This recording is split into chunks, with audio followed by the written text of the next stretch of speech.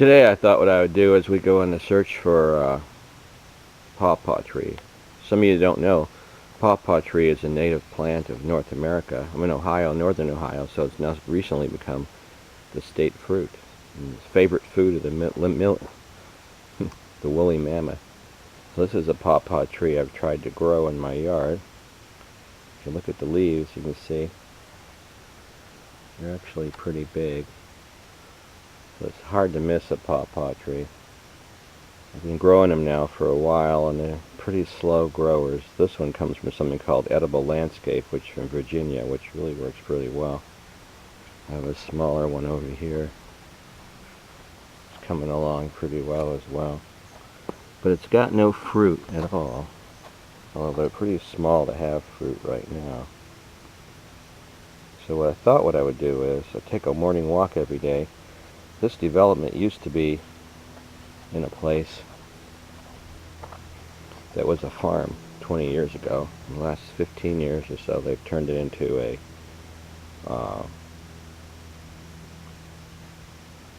large urban area, metro, I guess. But I'll show you. There's a spot here where they've gone through the woods, and we still have here, and perhaps they say pawpaws live still naturally or domestically all around here, so I guess we'll find out. So now in the neighborhood here, there is still some common area with woods.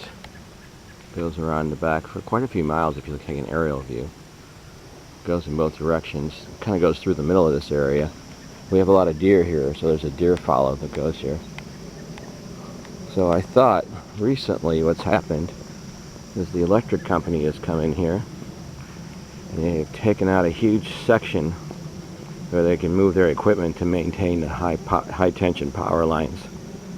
And if you look, I walked the other day and I went down this path, and you can see it goes back quite a ways. Zoom in. Goes back there quite a ways. And I saw pawpaw trees last fall, at least the yellow, in some of the woods, so I thought there was some here. I went back and walked about a half mile in that direction, and I didn't really see anything. But last year, when I was back in this section, I saw some yellow. It's typically a pawpaw tree way in the back. But you can tell with this brush and stuff, it's hard to go a half mile or a mile looking for something. And now that the power companies come through here and put this big planks down here, they run their equipment on so they can maintain these power lines. I thought I could go through here and kind of look at the trees and see if I could spot something. And they're pretty easy to spot because a pawpaw tree is quite different from a normal tree. The leaves get really long, really big.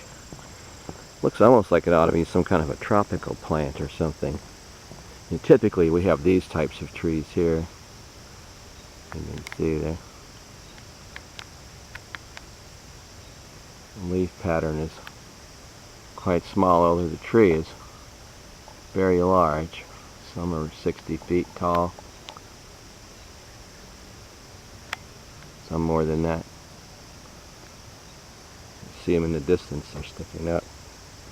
These are all what's left of some place called Knott's Berry Farm that used to be here 20 years ago. This used to be farmland, believe it or not, and a lot of wooded area through here.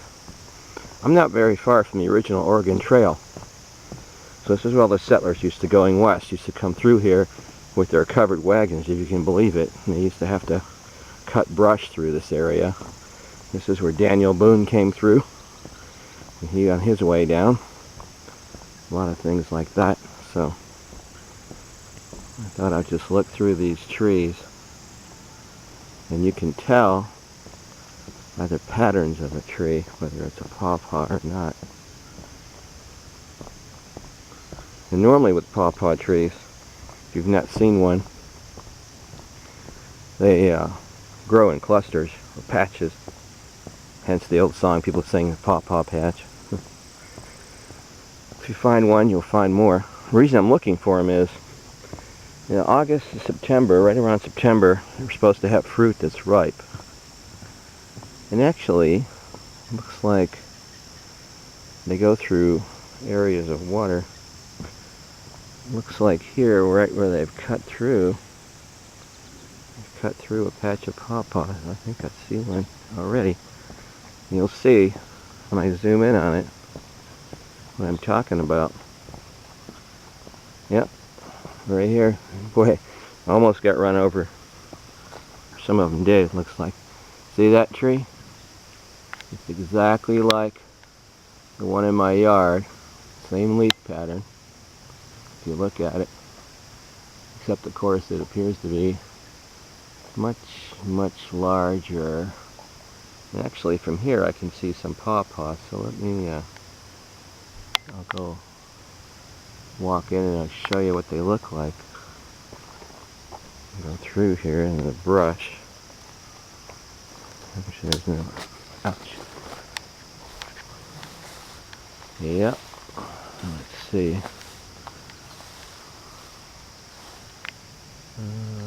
Oh, there's one. There's a couple right there. So let's see if I can zoom in on. There they are, right in the middle of the screen.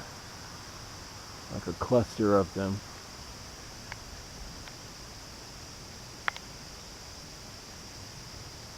Let's see if I can find some that are lower to the ground. I'm walking through the brush here.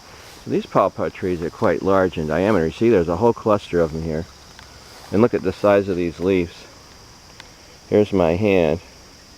This thing's probably 12, 14 inches long. This leaf. So it's quite large. Oh, here's one close to the ground. And there is the pawpaw fruit. So I can zoom in on it. There it is. That's what it looks like. There's a whole patch of them. So, you know, like a large cluster right around the tree. So it looks like these trees are fairly large in diameter. If you look at the size of this tree in my hand, for a little bush, that's a pretty big tree. They go up quite high. So there's a whole bunch of them here. It looks like I go through so I don't get caught up in the brush. They're hanging over the water. Well, sure they don't fall in their little creek there. You'll see them. They're right there. Right, hanging right over the water.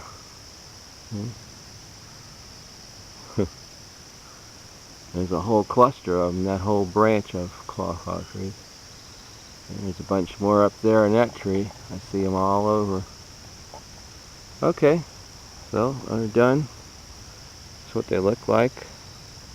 Too bad some of them got chopped down here. Looks like quite a few of them got sawed down.